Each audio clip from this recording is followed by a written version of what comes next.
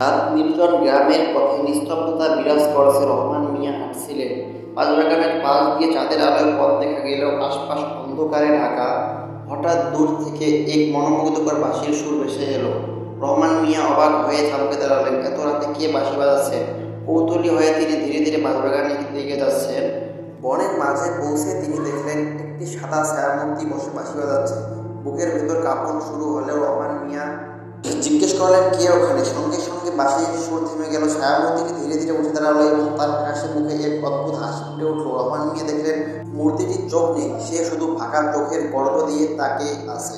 হঠাৎ প্রচণ্ড বাতাস বইতে লাগলো, গাছের পাতা কাঁপতে লাগলো, আর রহমান মিয়া দেখলেন মূর্তিটি তার দিকে তাকিয়ে আছে।